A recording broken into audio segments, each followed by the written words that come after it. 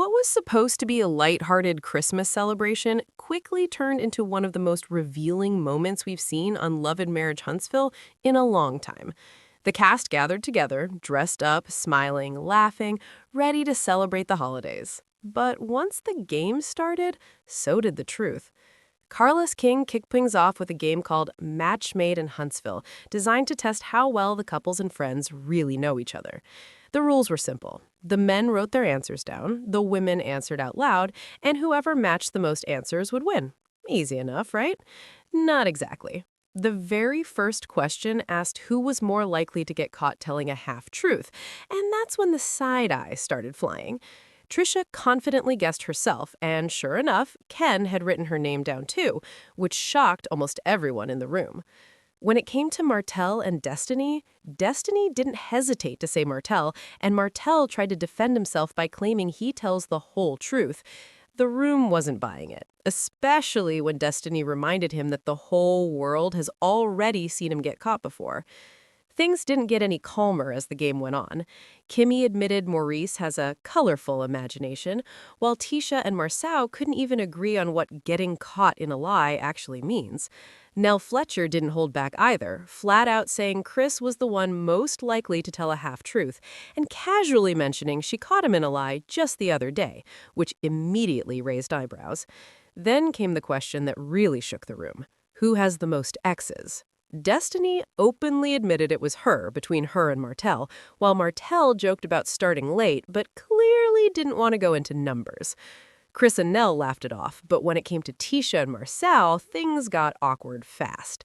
Tisha claimed she had more exes, while Marceau looked genuinely confused, and Carlos couldn't help but question everything fans thought they knew about her sweet, innocent image.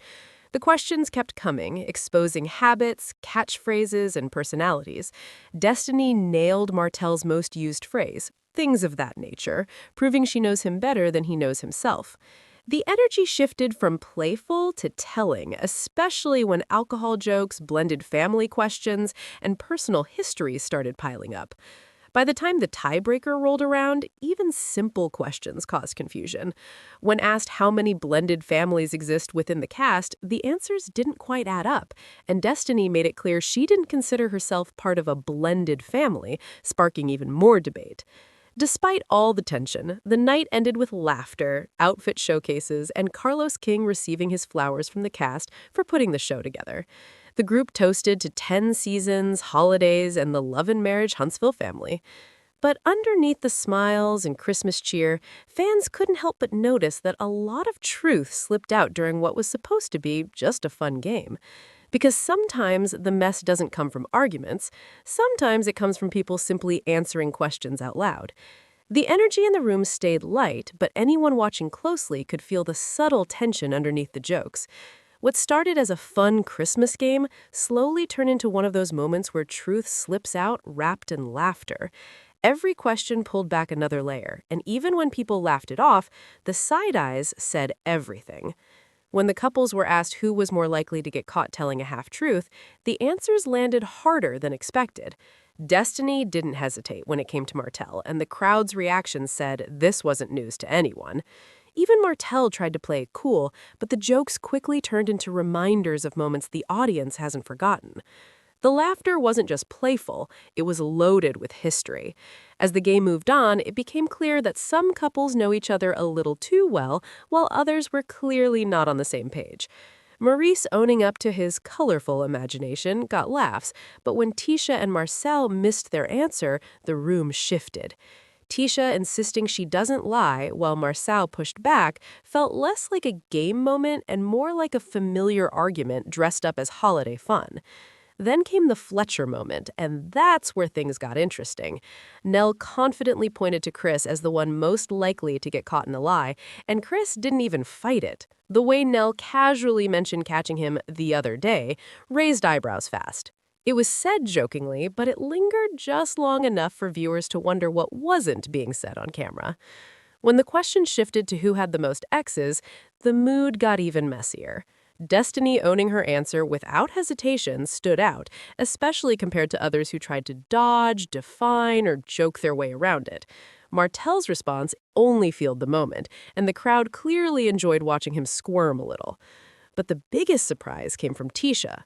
When she said she had more exes than Marcel, the confusion in the room was immediate. Marcel looked genuinely caught off guard, and the back and forth that followed felt less like a misunderstanding and more like a crack showing in real time. Even Carlos couldn't hide his surprise, pointing out how Tisha has always presented herself as the sweet, traditional one. That moment alone gave fans plenty to talk about. As the questions continued, the playful shade kept coming. Martel's most used phrase, getting clocked perfectly by destiny, reminded everyone just how long they've known each other. Been around each other. Some couples synced effortlessly, others missed completely, and every miss told its own story. By the time they got to the tiebreaker question about blended families, the competition almost didn't matter anymore.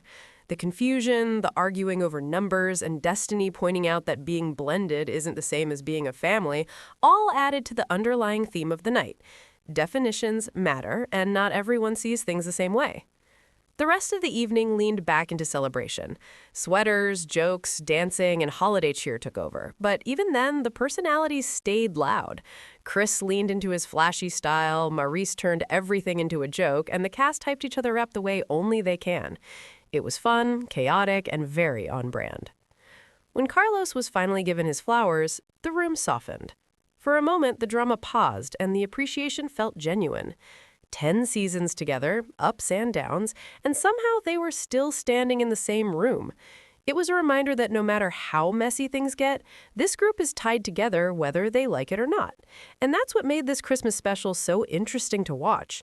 On the surface, it was laughs, games, and ugly sweaters, but underneath, the truths, the tension, and the unresolved issues were all still there.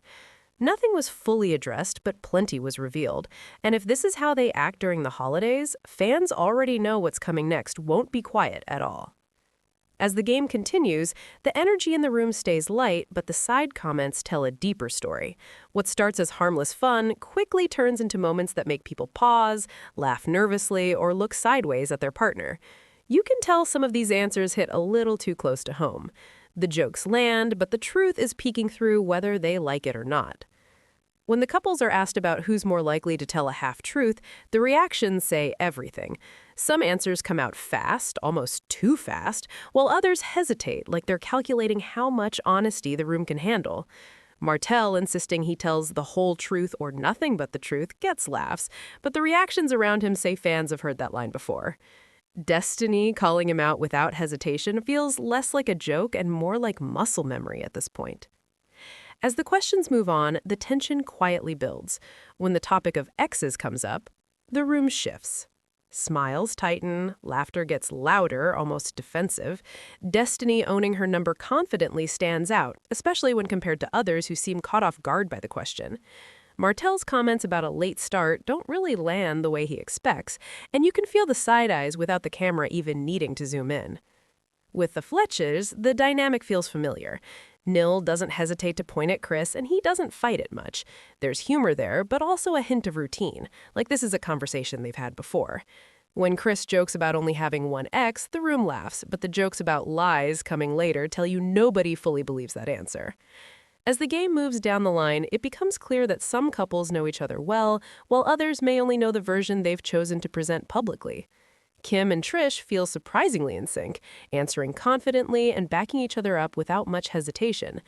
Kimmy and Maurice bring humor into it, but even then, the jokes about Maurice being for the streets don't come out of nowhere. Then comes Tisha or Sel.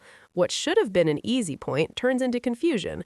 Tisha choosing herself throws Marcel off completely, and the room reacts instantly. Marcel's disbelief feels genuine, and Tisha's explanation only makes things messier.